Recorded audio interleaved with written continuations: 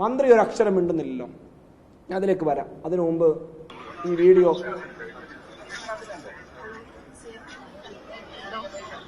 ഞാൻ റെയിൽവേ സ്റ്റേഷനിലോട്ട് കയറുമ്പോൾ ആദ്യം കുറച്ചുപേര് നടന്നു വന്നിട്ട് അവിടെ ഒന്നും തൊള്ളും ഉണ്ടായി. ഇപ്പൊ പക്ഷെ ഞാൻ നടന്നു വന്നപ്പോ എനിക്ക് കഴിച്ചാൽ അത് രണ്ട് വിഭാഗക്കാർ വന്നു. അത് കഴിഞ്ഞിട്ട് ഞാൻ ഇപ്പുറത്ത് നടന്നു വരുമ്പോഴാണ് എനിക്ക് കഴുത്തിന്റെ ഇവിടെ നല്ല പെയിൻ ഉണ്ടായിരുന്നു.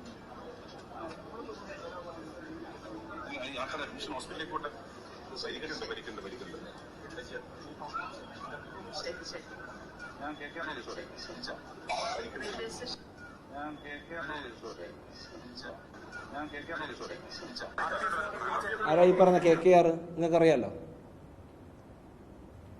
KKRനോട് വിളിച്ചു പറഞ്ഞിട്ട് അഡ്മിഷൻ വേണമെന്ന് തീരുമാനിക്കാൻ ഈ പറഞ്ഞ സ്പീക്കർ AN ഷംസീർ ആരാ? ഈ പറഞ്ഞ കാര്യങ്ങൾ നിങ്ങളെല്ലാം വ്യക്തമായി കേട്ടതാണ്. മന്ത്രി പറയുന്നതും വന്നു. മുഖ്യമന്ത്രിയോട്, സംസ്ഥാനത്തിൻ്റെ ആഭ്യന്തര വകുപ്പ് ഉൾപ്പെടെ കൈകാര്യം ചെയ്യുന്ന സംസ്ഥാനത്തിൻ്റെ മുഖ്യമന്ത്രിയോട്, ഒരുപക്ഷെ ഒരു മന്ത്രി ഏറ്റവും ആദ്യം റിപ്പോർട്ട് ചെയ്യാൻ ബാധ്യസ്ഥയായ സംസ്ഥാനത്തിൻ്റെ ചീഫ് മിനിസ്റ്ററോട് പറയുന്ന കാര്യമാണ്. ഫസ്റ്റ് ആദ്യമായി പറഞ്ഞ് നടന്ന സംഭവം അതേപടി വിവരിക്കുകയാണ് സ്പീക്കറുടെ സാന്നിധ്യത്തിൽ. എന്നിട്ട് ഈ പറഞ്ഞ FIRൽ മൊഴിയായി രേഖപ്പെടുത്തി എഴുതി വച്ചിരിക്കുന്ന എന്താണ്? 1 മുതൽ 5 കൂടിയ KSU പ്രവർത്തകരായ പ്രതികൾ റെയിൽവേ സ്റ്റേഷനിൽ അതിക്രമിച്ചു കയറി കരിങ്കൊടി കാണിച്ച് മന്ത്രിക്കെതിരെ മുദ്രാവാക്യം വിളിച്ചും കൊല്ലടാ എന്ന് ആക്രോശിച്ചുകൊണ്ട്. ഈ കൊല്ലടാ എന്ന് ആക്രോശിച്ചുകൊണ്ട് എന്ന പദത്തിനൊരു പ്രത്യേകതയുണ്ട്. അത്യാവശ്യം നിയമം പഠിച്ചിട്ടുള്ള ആളുകൾക്കറിയാം. അങ്ങനെ ഒരു പദം മൊഴിയിലുണ്ടെങ്കിൽ ജാമ്യമില്ലാത്ത വകുപ്പ് ചേർക്കണമെന്നാണ്. ആ കൊല്ലടാ എന്ന് ആക്രോശിച്ചുകൊണ്ട് ആയുധം ഉപയോഗിച്ച് മന്ത്രിക്കേറെ ചാടി വീണു. ഈ പറഞ്ഞ എന്തായുധം, ഏതായുധമെന്ന് ഇതുവരെയും ഒരു വ്യക്തതയുമില്ല. ചാടി വീണ് കഴുത്തിന് ആക്രമിച്ചു മന്ത്രിയുടെ. തടയാൻ ശ്രമിച്ച പരാതിക്കാരനെ കൈകൊണ്ട് അടിക്കുകയും തടഞ്ഞു വെക്കുകയും ചെയ്തു.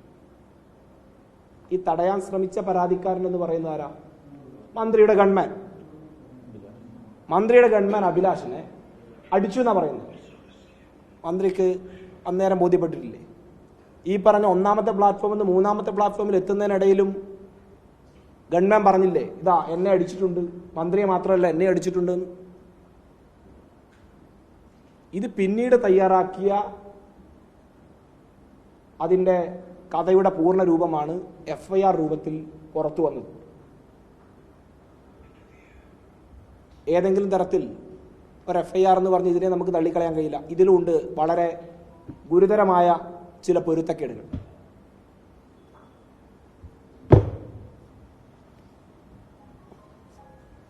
ഒന്ന്, FIRലെ പൊരുത്തക്കേടിനപ്പുറത്തേക്ക് ഈ വിഷയത്തിന്റെ പ്രാധാന്യം വർദ്ധിക്കുന്നത് ഇത് ഗൂഢാലോചനയാണ്, അടിസ്ഥാനപരമായി ഇതിൽ നടന്നിരിക്കുന്നത് ചില ആസൂത്രിതമായ നീക്കങ്ങളാണ് എന്ന് പറയാനുള്ള ഒരു കാരണം കൂടിയുണ്ട്. നിങ്ങളെല്ലാവരും കണ്ടതാണ് FIR നിങ്ങൾക്ക് എപ്പോഴാണ് കിട്ടുന്നത്.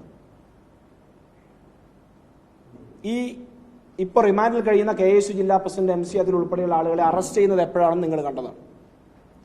3:30 അറസ്റ്റ് ചെയ്ത് അതിനിടയിൽ ഇവിടെ ഇരിക്കുന്ന പ്രമുഖ മാധ്യമങ്ങൾ പലരും ഈ സംഭവവുമായി ബന്ധപ്പെട്ട് സംസ്ഥാന പോലീസ് മേധാവിയുടെ പ്രതികരണം ആരായുന്നുണ്ട്. സംസ്ഥാനത്തിന്റെ DGP റവാഡ ചന്ദ്രശേഖർ ഈ പറഞ്ഞ മാധ്യമങ്ങൾക്ക് വളരെ ആധികാരികമായി പ്രതികരണം നൽകുന്നുണ്ട്. 5 പ്രവർത്തകരെ അറസ്റ്റ് ചെയ്തിട്ടുണ്ട്, വധശ്രമത്തിന് കേസെടുത്തിട്ടുണ്ട്. ഈ പറഞ്ഞതുപോലെ ബാക്കിയുള്ളവരെയും കൂടെ അറസ്റ്റ് ചെയ്യും. സംഭവങ്ങൾ മുഴുവൻ വിശദീകരിച്ചുകൊണ്ടാണ് അദ്ദേഹം പറയുന്നുണ്ട്. റെയിൽവേ സ്റ്റേഷൻ ഞങ്ങൾ മന്ത്രിയുടെ സുരക്ഷ കൂട്ടിയിരുന്നു, പ്രതിഷേധം കണക്കിലെടുത്ത് റെയിൽവേ സ്റ്റേഷനിൽ വെച്ച് അപ്രതീക്ഷിതമായിട്ടാണ് ഇങ്ങനെ ഒരു സംഭവം ഉണ്ടായത് എന്നൊക്കെ പറഞ്ഞുകൊണ്ട് തന്നെ ഇത് നിങ്ങൾ റിപ്പോർട്ട് ചെയ്യേണ്ട കാര്യമാണ് ഞാൻ ഉദ്ധരിക്കുന്നത്. ഏതാണ്ട് ഈ സമയം എന്ന് പറയുന്ന 5 മണിയോട് അടുത്ത സമയമാണ്. 5 മണി 5:30 കൂടിയിട്ടാണ് ഞാൻ തത്സമയം ഈ പറഞ്ഞ DGPയുടെ പ്രതികരണം കാണുകയാണ്. ഈ കേസിലെ പരാതിക്കാരന്റെ മന്ത്രിയുടെ ഗൺമാൻ അഭിലാഷിന്റെ മൊഴിയെടുക്കുന്നത് 9 മണിക്ക് കണ്ണൂർ ജില്ലാ ആശുപത്രിയിൽ വെച്ചിട്ടാണ്. 9 മണിക്ക് കണ്ണൂർ ജില്ലാ ആശുപത്രിയിൽ പരാതിക്കാരനായ മന്ത്രി വീണ ജോർജിന്റെ ഗൺമാന്റെ മൊഴിയെടുക്കുന്നതിന് മുമ്പ് എങ്ങനെ സംസ്ഥാന പോലീസ് മേധാവി ഇങ്ങനെ ഒരു നിഗമനത്തിലേക്ക് എത്തുകയും ഈ പറഞ്ഞ വധശ്രമത്തിനുൾപ്പെടെ കേസെടുക്കേണ്ടി വരുന്ന സാഹചര്യം മുൻകൂട്ടി പ്രവചിക്കാനുള്ള എന്ത് ജാലവിദ്യയാണ് സംസ്ഥാന പോലീസ് മേധാവി റവാഡ ചന്ദ്രശേഖരന് ഉള്ളത് എന്ന് ഒന്നറിഞ്ഞാൽ കൊള്ളായിരുന്നു. ഇതൊക്കെ തന്നെയാണ് ഇതിന്റെ കണക്ഷൻ. ഞങ്ങൾ നേരത്തെ പറഞ്ഞ ഗൂഢാലോചന, ഈ പറഞ്ഞ മുഖ്യമന്ത്രിയും സ്പീക്കറും DGPയും തൊട്ട് ഇവിടുത്തെ SHO വരെ ഉൾക്കൊള്ളുന്ന ആളുകൾ കൃത്യമായി ഇതിൽ വഹിച്ചിട്ടുള്ള പങ്ക്, കോടതിയിൽ പോലും ഹാജരാക്കുന്നതിനുണ്ടായ ചില അവ്യക്തതകൾ, കേസെടുക്കുന്നത് സംബന്ധിച്ചുണ്ടായ അവ്യക്തതകൾ, റിപ്പോർട്ട് ചെയ്തതിലും രേഖപ്പെടുത്തിയതിലും സമയത്തിലൊക്കെ അടിമുടി പ്രശ്നമാണ്. FIR ഒക്കെ ഇത്രയും പ്രമാദമായൊരു കേസിന്റെ FIR എങ്കിലും കുറച്ചൊരു സൂക്ഷ്മതയോടുകൂടി പോലീസ് കൈകാര്യം ചെയ്യണ്ടേ?